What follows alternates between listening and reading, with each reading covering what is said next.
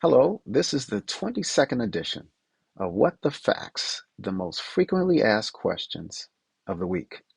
And actually, this is a most frequently asked question of maybe the last 3 months because it's come up several times. And that is, why do I get such gas and bloating?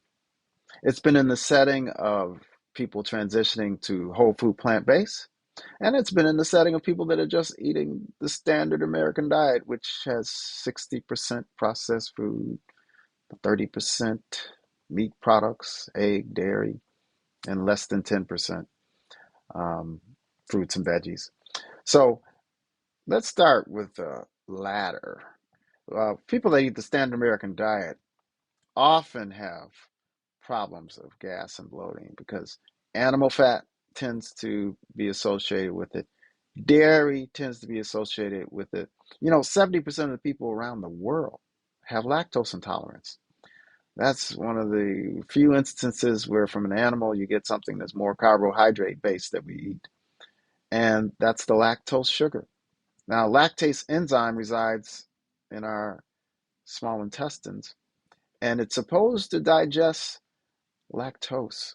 But 75% or so of African Americans tend to be deficient in the lactase enzyme at some point in their life.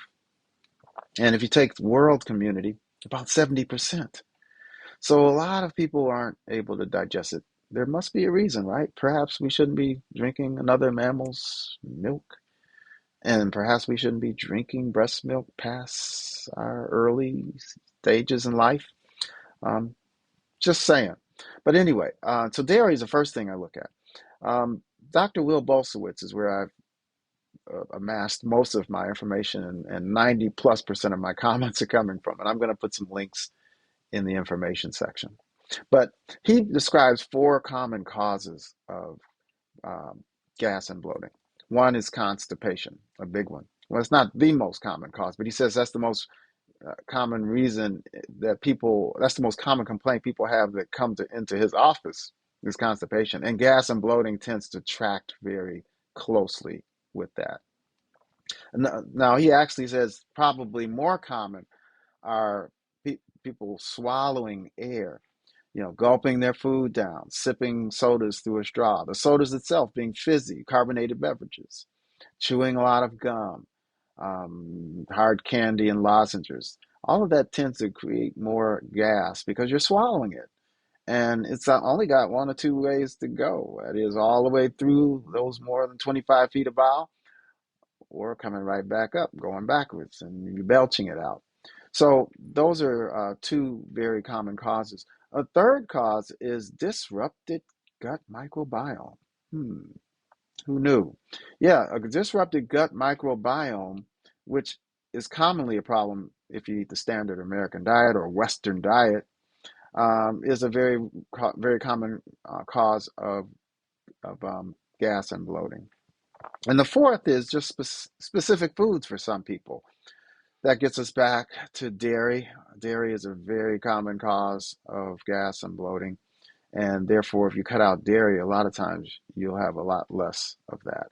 The other causes, and I should say, those are the non-fermented dairy products, which, most, milk and ice cream and sour cream and some liquid or soft cheeses. The hard cheeses, the kefir, the yogurt tends to not be as much of a lactose problem. But remember, cheese, you're still getting a whole lot of sodium and fat.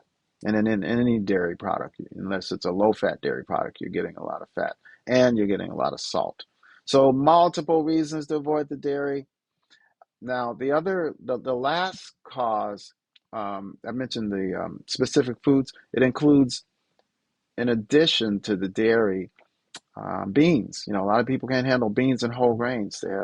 And a lot of times it's because they go too fast. When you're trying to transition from a standard American diet, and then all of a sudden you're eating bowls of beans, red beans, or those other bigger, larger beans, that can put too much on your system too fast because you have to remember your system's been used to eating this other stuff, this processed food that doesn't require these healthy bacterial hosts in your gut um, that give you these short chain fatty acids that are so healthy and align your. They create this lining in your gut to make it less leaky, less toxins to get through. So you have when you haven't had that influence, and then all of a sudden you just open the floodgates and you eat 2, 3, 4 times as much fiber, you may be asking for it. Now the answer isn't to not eat fiber.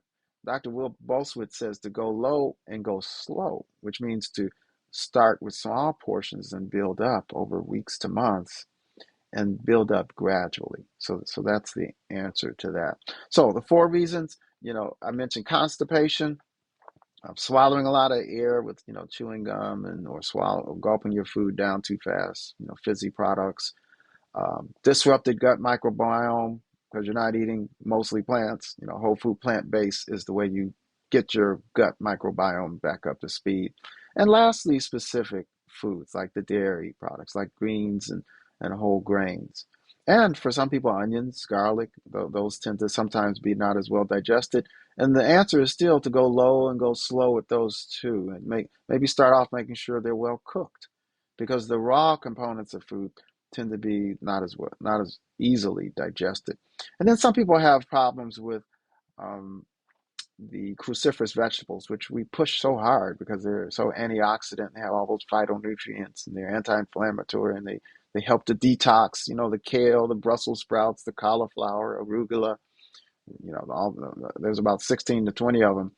Sometimes we have trouble digesting those too. So if you go from West Standard American diet or Western diet to raw food diet, that's a big leap. So you might want to cook these foods. Dr. Bulsiewicz says, you almost pre-digest them when they're slow cooked or in a soup or some other type of slow cooked method. Or when you blend them first, put them in a blender with a little fruit, these vegetables. And then that kind of hacks them up and blends them to such a more finer size that they're more easily digested. So you transition through this, have a smoothie, daily for a while if you're transitioning into plant-based. And don't start with a 64-ounce smoothie, start with 12 ounces and, just gradually build up, and you will rehab that microbiome into something really special that gives back to you, an interplay with all the different systems in your GI tract and your other systems, hormone and immune system, so it's that you're a healthier person. So I think that's enough. I just wanted to cover those bases and let you know that gas and bloating is very common. Actually, even when you do all the things right, you can still have some problems. But my additional tips to end with are um, I already mentioned going low and going slow.